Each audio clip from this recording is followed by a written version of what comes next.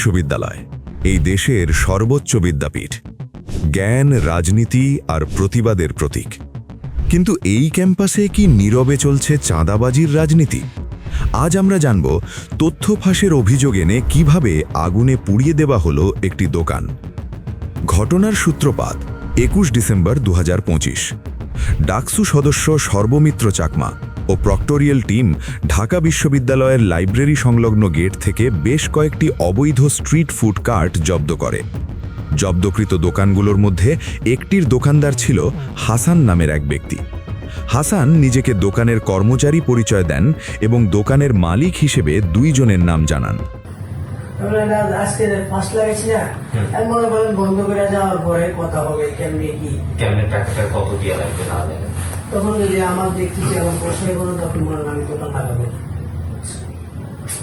আজকে লাগাই দেখো কে বলছেন সাই আপনারা লাগাই ওই দুইজনে আসিল, দুইজন আপনি তারপর তো সাই দুজনে এখানেই ছিল। আপনি বলতো যে হ্যাংরা পাতলা।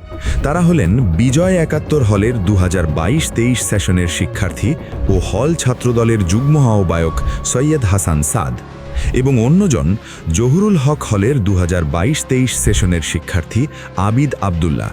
তিনি উমামার প্যানেল থেকে ডাকসু নির্বাচন করেন এবং ছাত্রদলের সাথে তার রয়েছে ঘনিষ্ঠ সম্পর্ক। এই দুইজনের সাথে যোগাযোগ করা হলে তারা দোকানটি নিজেদের বলে দাবি করেন।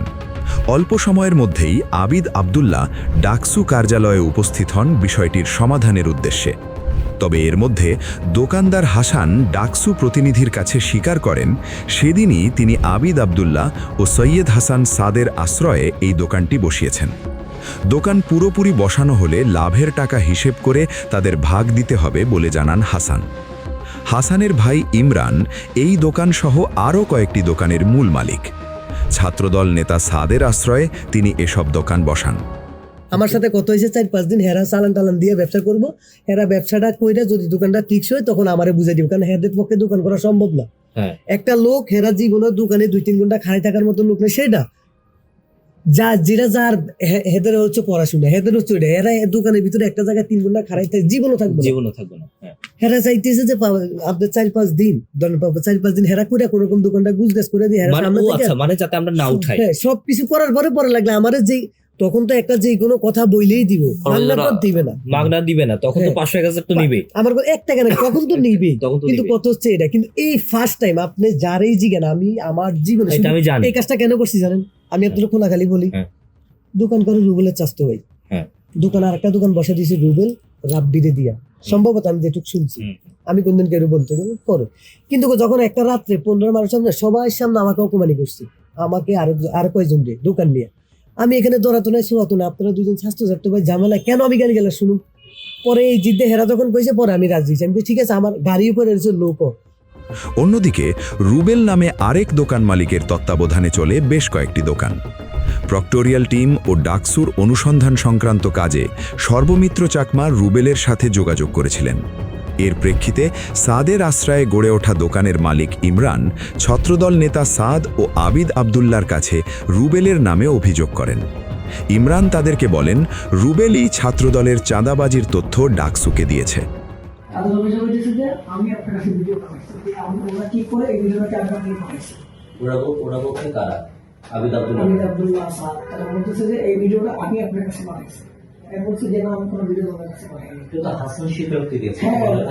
আপনার সাথে কালকে দেখা করছে ওরা?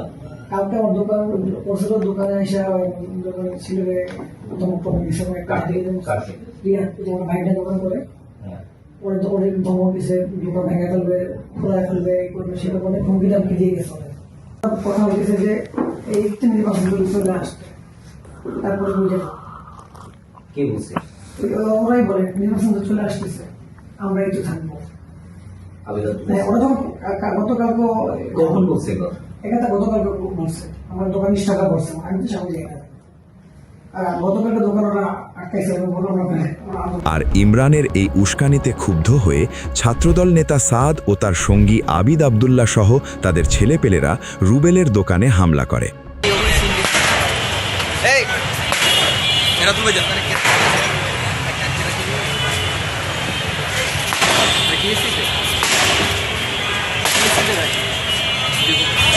আগুন ধরাই দে বুঝাই বেটা খারস কেন তোরা না এটা কুইয়া করলো কার কমাইলো দাবাইলো ওই দিলে কমাইলো তেল দিয়ে তো ওই দিলে একদম ভিক্টোরিয়াল টিমের চাকরিটা তোরই দিব এ মানুষ এই দাঁড়া সিটে না ঠিক আছে হইছে রাখ হ্যাঁ ওই জায়গায় টাকা মার ওই জায়গায় টাকা মার পুরো এলো আরে চাকটা ধলাই দিলেই হয়ে যাবে